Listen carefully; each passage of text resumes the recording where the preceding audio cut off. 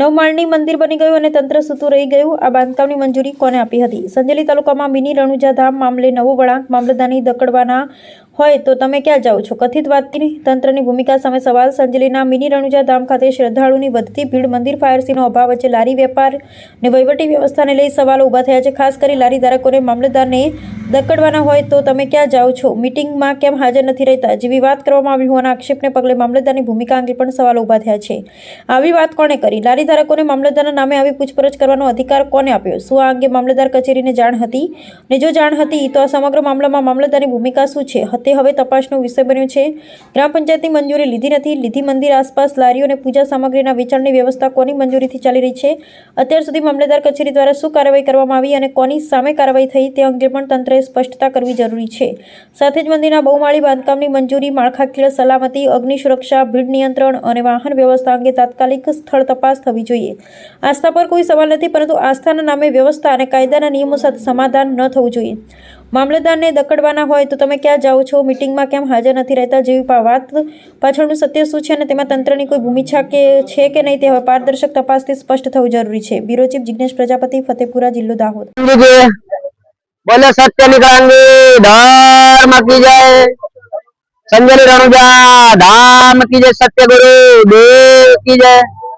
आज रोज तारीख 17/7/2026 ના રોજ જે ગુરુવારના દિવસે ગુરુનો મહિમા હોય, આ ધામ રણુજા ધામ સંજેલી મિની રણુજા તરીકે પ્રખ્યાત હોય, ત્યાં દર સુદ બીજ આજે મહાબીજ હોય, ભગવાન જગન્નાથનો આજે જન્મ દિવસ હોય અને બીજનો પણ સારામાં સારો પવિત્ર દિવસ હોય।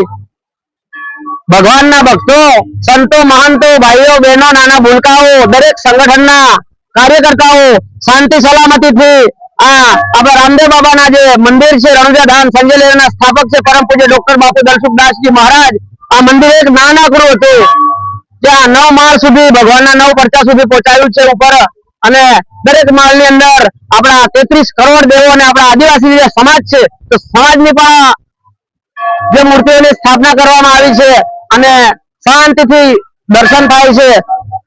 ચારે બાજુ ચારે કોઈ ભક્તિમાં જે રણુજા નગરી જ્યાં હોય, મારવાડ હોય એટલું ફેલાવ હોય। બાપુના એક ટીપે ટીપે પરિશ્રમે ભક્તોના પરિશ્રમે ભગવાનના જે ભક્તો છે એ દર્શન કરે છે। ભંડારો યા રાખ્યો છે, 9 માળના દર્શન કરી, અખંડ જ્યોતના દર્શન કરી, ભગવાનના દર્શન કરી અને ભંડારો રાખેલો છે। શાંતિથી ભંડારાની અંદર ભાવિ ભક્તો ભોજન લે। પગપાળા મહારાષ્ટ્ર, રાજસ્થાન જેવા રાજ્યોથી, સુરત, વલસાડ, વાપી જેવાથી ચાલતા પગપાળા સંઘ લઈને રાત્રે અહીંયા આવ્યા હતા। અમારી પૂર્વ તૈયારીઓ દરેક 108 મહંતો, 1008 મહંતો જે જ્ઞાન સંપ્રદાય સત્ય નિગ્રહની જ્ઞાન સંપ્રદાયના જે હોદ્દેદારો અમે છે એ સેવામાં લાગ્યા છે અને શાંતિ સલામતી જાળવી અને બાબા રામદેવ આપણી મનોકામના પૂર્ણ કરે એવી આ મહત્વની બીજ કે આજે બીજ બી હોય, બીજ અને ભગવાન જગન્નાથનો જન્મ, દરેકને મારી શુભકામનાઓ, હાર્દિક શુભેચ્છાઓ। બોલો અજમલ ઘરે અવતાર કી જય।